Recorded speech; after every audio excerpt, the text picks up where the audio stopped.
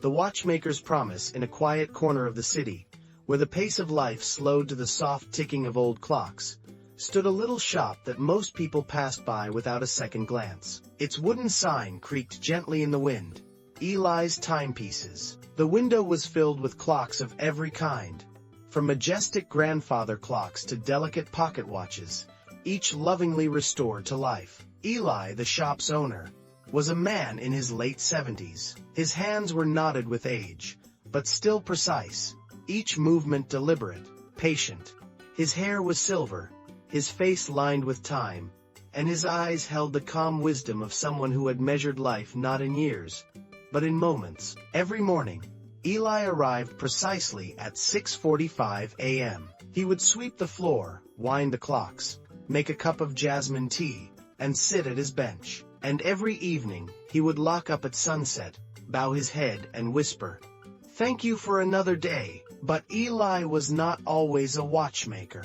Decades ago, Eli was a wealthy businessman. He owned a string of successful electronic stores, lived in a penthouse overlooking the city, and drove a car so sleek people turned their heads as it passed. But wealth had made him restless. The more he earned, the more empty he felt. Then one day, while walking past a flea market, he spotted an old man struggling to sell broken watches. Something about the man's dedication, the way he gently polished the glass of a timepiece no one wanted, stopped Eli in his tracks. He bought one out of pity more than need. That night, the ticking of that old watch sounded louder than usual. It echoed in Eli's apartment, through the silence of high ceilings and expensive furniture. It reminded him of something long forgotten. A week later, he returned. The man was gone. In his place was a small boy. "My grandpa passed away," the boy said. "He told me to give this to someone who cared about time." It was a toolkit, old, scratched, but complete. Eli quit his company.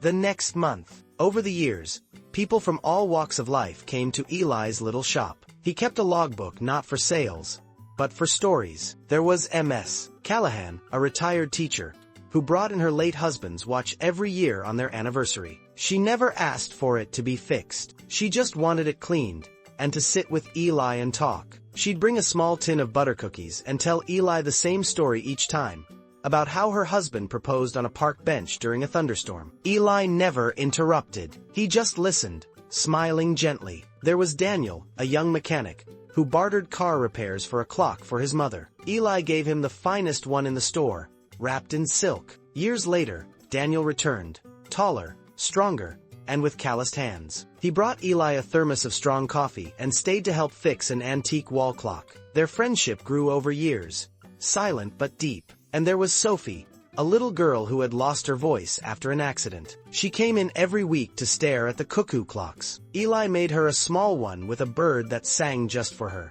The day she giggled was the first sound she'd made in months. She hugged him tightly, and he gifted her the clock without a word. One rainy Thursday, the bell above the door chimed harshly. A man in a pressed suit entered, dripping rain onto the floor. He carried a Rolex and a scowl. "I need this fixed urgently." Eli took the watch and examined it. "It's not broken, it's just tired." "Excuse me. The mechanism's fine, but it's been overwound. Pushed too hard for too long." The man bristled. "I have a meeting in an hour. Can you fix it or not?" "I can," Eli said, "but not in an hour. Do you know who I am?" Eli smiled. "Do you?" The man frowned, snatched the watch back, and left. Later that same day, an elderly woman entered, clutching a photograph and a tarnished wristwatch. "This belonged to my father. It hasn't worked since he passed. I know it's silly, but..." "It's not silly," Eli said. "May I?" She nodded. While he worked, she spoke softly about her father. How he was a coal miner who saved for months to buy the watch. How he'd always said, "Time is what you make of it." When Eli returned it to her, ticking once more, she wept. "How much do I owe you?" "Nothing," he replied. "He already paid." She looked at him, confused. "He once brought me soup when I was sick. He told me stories about stars and how time slows down when you look at them. That was more valuable than gold." Eli had made a promise to himself years ago, not to fix time, but to honor it, to spend each minute as if it were precious. Because after giving away his fortune, he realized, people remember kindness far longer than wealth. One day, a man He introduced himself as Matteo, a soldier recently returned home. He held a broken compass instead of a watch. This helped me find my way in more ways than one, he said. Can you make it all again? Eli spent 2 days restoring it, not just the needle but the casing, the engraving, the soul of it. Matteo returned with tears in his eyes.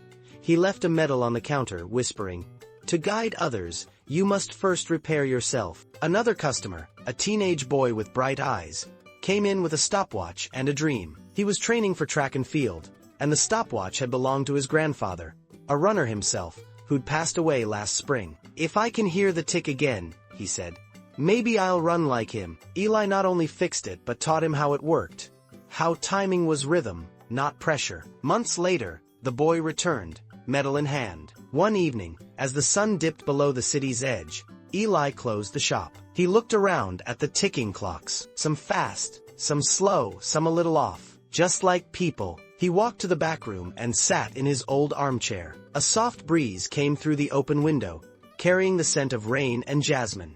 He took out a worn notebook, his ledger of stories, and added one more line.